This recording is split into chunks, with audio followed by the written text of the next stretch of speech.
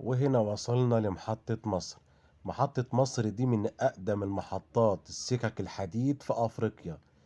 ودلوقتي هنتوجه لشباك التذاكر. أخيرا جبنا التذكرة وركبنا القطر والقطر سحب مينا. يا ترى احنا رايحين فين دلوقتي؟ احنا رايحين لمدينة ال5000 شهيد، مدينة البهنسة التابعة لمركز بني مزار. يلا بينا نكتشف المكان اللي قامت المعركة بين المسلمين والرومان. وما تنسوش لايك وشير كتير. يلا بينا.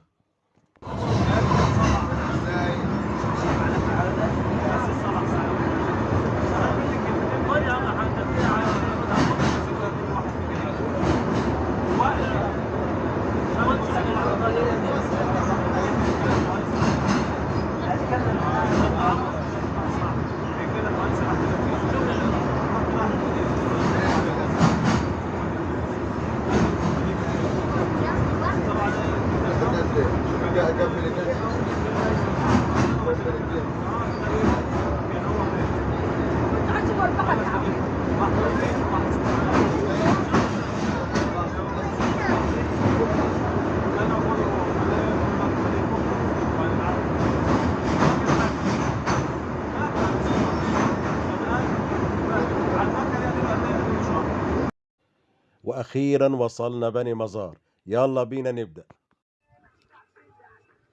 هنا البهنسة، أرض ال5000 شهيد. هنا من أكبر المعارك اللي دارت بين المسلمين والرومان سنة الفتح الإسلامي سنة 22 بقيادة القيس ابن الحارس. تعال نرجع كده القصة من الأول.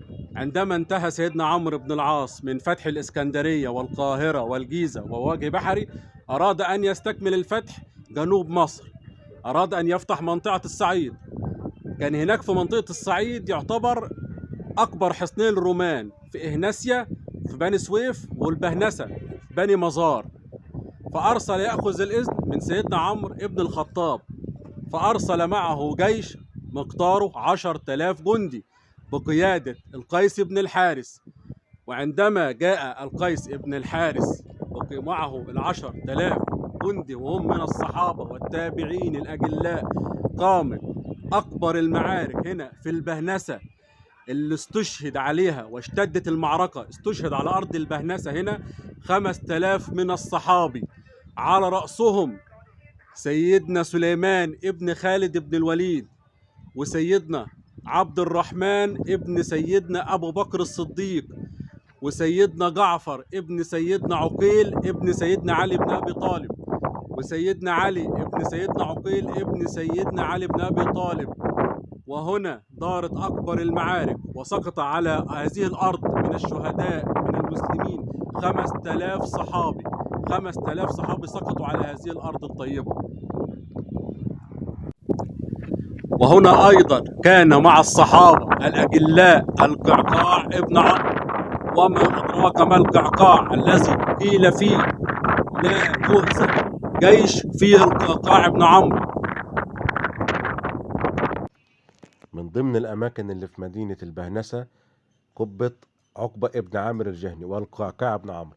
وما أدراك ما القعقاع بن عمرو الذي قيل في حقه لا يهزم جيش وفيه القعقاع بن عمرو. انت في حته بس جنب عاجل.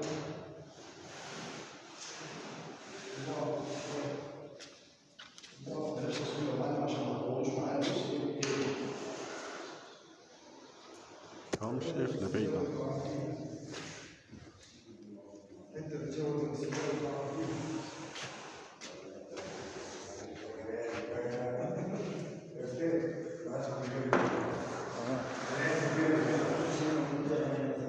نمشي؟ زي ما حكيت عليك.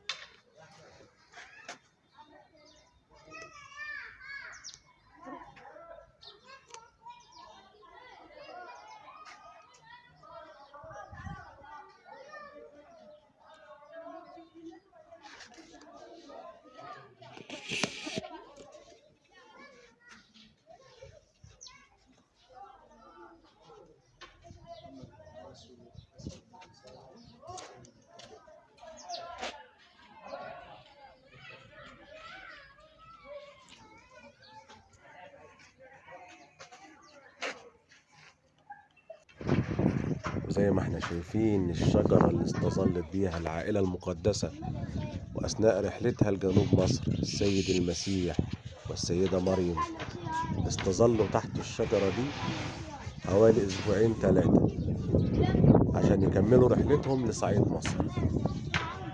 شوفوا روعة الجمال، مكان فعلا يستحق الزيارة من كل واحد.